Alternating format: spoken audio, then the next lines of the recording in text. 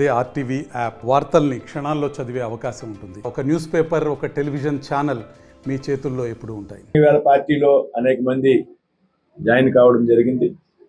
దాదాపు సర్పంచులు, 3 సర్పంచులు, 5 ఎంపీటీసీలు, ఒక వైస్ ఎంపీపీ, కొంతమంది వార్డు సభ్యులు, వీళ్ళందరూ స్వచ్ఛందంగా ఇప్పుడు వారు ఉన్నటువంటి పార్టీకి రాజీనామా చేసి బీజేపీలో చేరడం, మరి ఈ ప్రాంతంలో కూడా బీజేపీ బలోపేతానికి రామకృష్ణారెడ్డి గారు చేసి రాబోయేటువంటి రోజుల్లో కూటమి ఏదైతే కూటమిగా మాకు ఉన్నటువంటి సమన్వయం చేసుకుని ఏదైతే గతంలో అధికార పార్టీగా ఉండేదో వైసీపీ చేసినటువంటి దుశ్చర్యాలకు బాధితులైనటువంటి ప్రజలను కాపాడటం, గతంలో ఈ 3 పార్టీల కార్యకర్తలు మీద వైసీపీ చేసినటువంటి దాష్టికానికి వ్యతిరేకంగా కూడా ఈ నియోజకవర్గంలో 3 పార్టీలు కలిసి పెద్దలు రామకృష్ణారెడ్డి గారి ఆధ్వర్యంలో పనిచేస్తాయి. అదేవిధంగా ఈవేళ పార్టీలో చేరినటువంటి కార్యకర్తలకు, సర్పంచులకు, ఎంపీటీసీలకు, మండల ప్రజా పరిషత్ ఉపాధ్యక్షురాలు, వార్డు సభ్యులు కూడా బీజేపీ కోసం పనిచేయండి. దయచేసి బీజేపీలో పనిచేసేటువంటి కార్యకర్తలకి అధికారం వచ్చేటువంటి పరిస్థితి, పైకి ఎదిగేటువంటి పరిస్థితి ఉంటుంది. నేను ఈవేళ ఒక కార్యకర్తగా, మంత్రిగా ఉన్న గతంలో రాష్ట్ర అధ్యక్షుడిగా పనిచేసినటువంటి సోము వీర్రాజు గారి ఆధ్వర్యంలో మేము ఆ రోజుల్లో బీజేపీలో చేరాం. ఆయన నాయకత్వంలో 1990లో ఆయన రాష్ట్ర అధ్యక్షులు అయ్యారు, ఎమ్మెల్సీ అయ్యారు, జాతీయ కార్యవర్గ సభ్యులు అయ్యారు. నేను మంత్రిని అయ్యాను, దత్తురాజు జిల్లా ఉపాధ్యక్షులు అయ్యారు. రాబోయేటువంటి రోజుల్లో ఇక్కడ పురంధేశ్వరి గారు సమర్థవంతమైన నాయకురాలు, ఆయన ఆధ్వర్యంలో ఈ పార్లమెంట్లో కూడా పార్టీ ఎదుగుదలతో పాటు కూటమి కూడా చక్కని సమన్వయంతో పనిచేయాలా. ఈ కూటమి మరిన్ని సార్లు అధికారంలోకి వచ్చే విధంగా కింద స్థాయిలో ఉన్నటువంటి కార్యకర్తలను కూడా కలిసి పనిచేసి కూటమి బలోపేతానికి మనమంతా కూడా కృషి చేయాలనే సందర్భంగా చెప్తూ సెలవు తీసుకుంటూ మరొకసారి పెద్ద ఎత్తున మెడికల్ క్యాంప్ నిర్వహించినటువంటి రామకృష్ణారెడ్డి గారిని ఇవాళ పెద్ద ఎత్తున పార్టీలో నూతనంగా అనేక మంది సర్పంచులను, ఎంపీటీసీలను పార్టీలో చేర్పించినందుకు వారికి అభినందనలు తెలియజేస్తూ సెలవు తీసుకుంటారు. పెద్ద ఎత్తున సభ్యత్వం తీసుకోవడం ద్వారా ఇవాళ భారతీయ జనతా పార్టీ ప్రపంచంలో అతిపెద్ద సభ్యత్వం కలిగినటువంటి రాజకీయ పార్టీ ప్రపంచంలో, భారతదేశంలో కాదు. కాబట్టి ప్రతి 6 సంవత్సరాలకి భారతీయ జనతా పార్టీ సభ్యత్వ కార్యక్రమాన్ని చేపట్టడం జరుగుతుంది. 6 సంవత్సరాలు పూర్తయింది కాబట్టి ఇవాళ మళ్ళీ నూతనంగా సభ్యత్వాన్ని తీసుకుంటాం.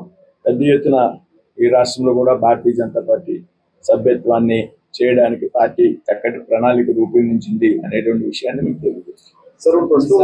ఇప్పుడు రాష్ట్రంలో పరిస్థితి గురించి మోడీ గారు తెలుసుకున్నారు, ముఖ్యమంత్రి గారు మాట్లాడారు, అమిత్ షా గారు మాట్లాడారు. రాష్ట్ర రాజధానికి 1,000 కోట్ల రూపాయలు డబ్బులు ఇచ్చినటువంటి కేంద్ర ప్రభుత్వం, పోలవరం ప్రాజెక్టు నిర్మాణానికి 1,000 కోట్లు ఇచ్చినటువంటి కేంద్ర ప్రభుత్వం కేవలం 3 నెలల వ్యవధిలో ఈ రాష్ట్రంలో పరిస్థితిని తెలుసుకున్న తర్వాత ఖచ్చితంగా ఈ రాష్ట్రానికి ఆర్థికమైనటువంటి సహాయం అందిస్తుంది. అందులో ఏమాత్రం కూడా అనుమానం లేదు. 3 నెలల్లో అది స్టీల్ అండ్ హెవీ ఇండస్ట్రీస్ ప్రగతి అంటే ఏదైతే పరిశ్రమల శాఖతో ఉన్నటువంటి ప్రగతి ఏదైందో అది నిరంతరం కొనసాగుతాం.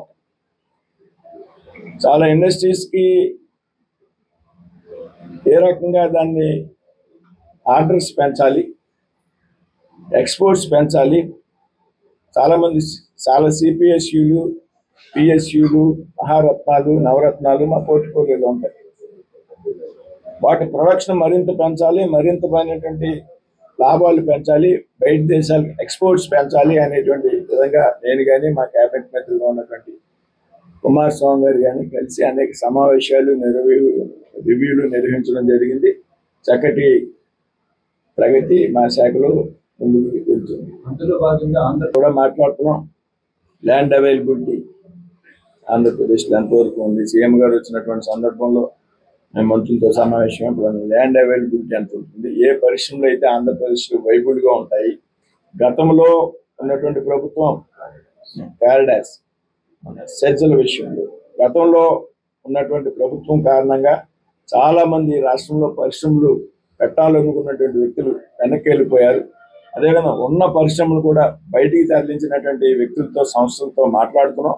బయటికి వెళ్ళిపోయినటువంటి సంస్థలను తిరిగి ఆంధ్రప్రదేశ్కి తీసుకొచ్చేటువంటి ప్రయత్నం, అలాగే కొత్తగా ఈ రాష్ట్రంలో పరిశ్రమలు పెట్టాలని ఆలోచన వచ్చి ముందుకు వచ్చినప్పటికీ కూడా ప్రభుత్వ వైఖరి కారణంగా వెనక్కి వెళ్ళిపోయినటువంటి సంస్థలను వ్యక్తులను కూడా మళ్ళీ పిలిచి మాట్లాడి ఈ రాష్ట్రంలో పెట్టుబడులు పెట్టడానికి ప్రయత్నం చేస్తున్నాం.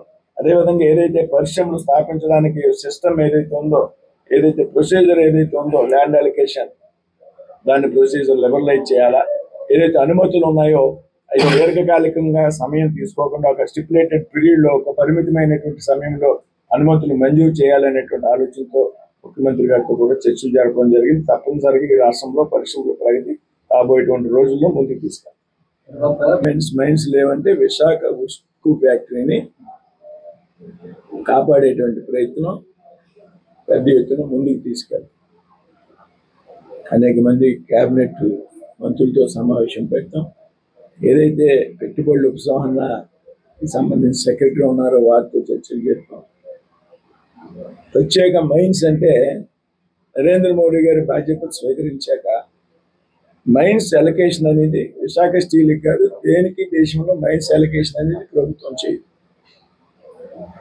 అంతక్రితం 14కు ముందు దేశంలో అన్ని మైన్స్ రాష్ట్రాల్లో అధికారంలో ఉన్నటువంటి వ్యక్తులు రాజకీయ ప్రయోజనాలకు ఉపయోగించడం కోసం అనేకమైనటువంటి విలువైనటువంటి మైన్స్ ని లీజ్కి ఇచ్చేసినటువంటి సందర్భం 40 సంవత్సరాలు 50 సంవత్సరాలు.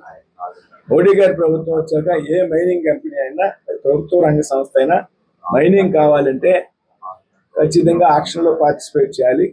ఈ యాక్షన్ ద్వారానే మైనింగ్ పొందాలి.